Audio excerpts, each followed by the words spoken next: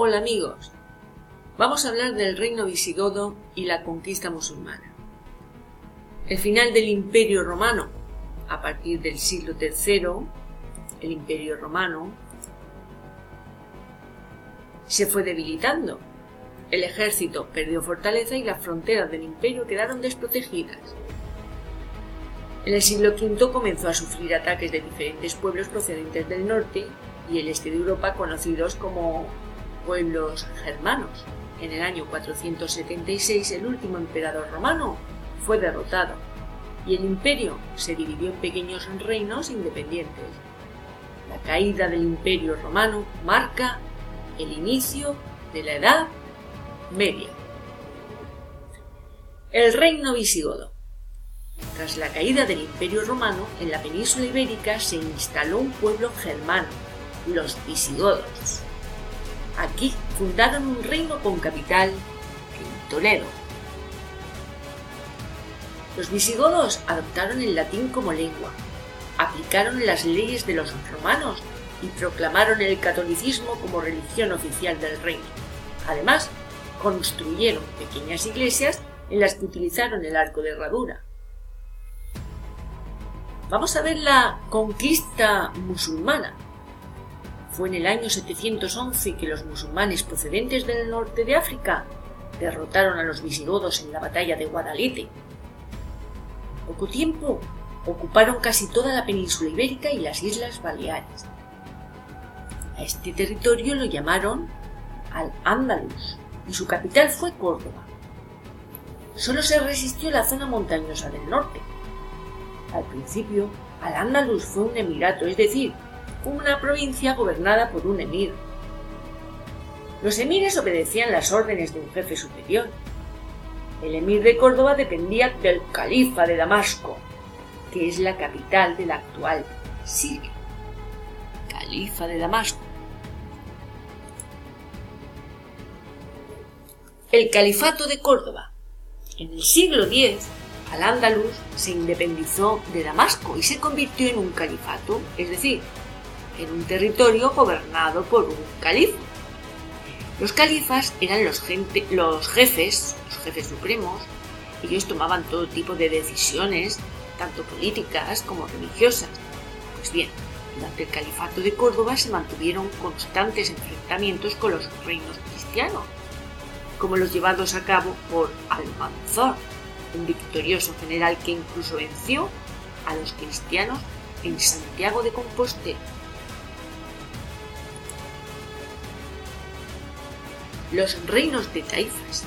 En el siglo XI el califato se desintegró y el territorio de Al-Ándalus se dividió en pequeños reinos llamados taifas.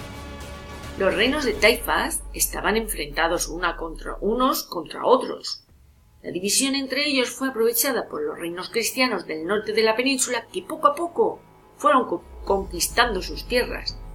Y en 1212 se produjo la batalla de las Navas de Tolosa, en las que un ejército integrado por castellanos, navarros y aragoneses derrotó a las tropas musulmanas. Después de esta batalla, los reyes cristianos conquistaron casi todo Al-Ándalus. Solo se mantuvo un pequeño territorio musulmán en la península, el reino nazarí de Granada.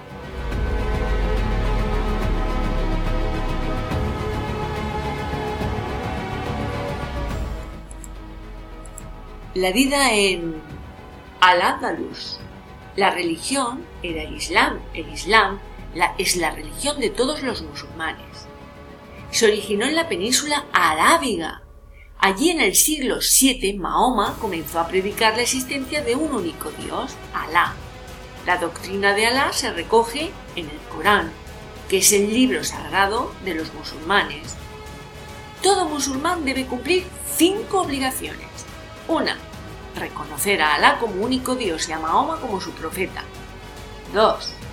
Orar 5 veces al día. 3. Peregrinar a la Meca al menos una vez en la vida. 4. Ayunar durante el mes del Ramadán. Y 5. Dar limosna a los pobres. Los musulmanes acuden a las mezquitas a orar y a estudiar los preceptos de su religión. Mirad las partes de la mezquita. Tenemos la sala de oraciones, patio, la torre o minarete, la fuente. La sociedad de Al-Ándalus estaba formada por personas de distintas religiones. Los musulmanes era el grupo más poderoso, ocupaban los cargos de gobierno y eran propietarios de las mejores tierras. Los muladíes.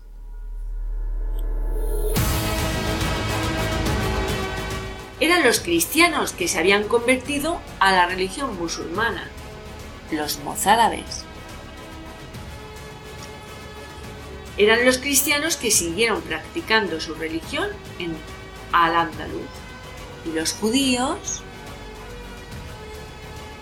que eran una minoría y vivían en barrios separados del resto de los habitantes.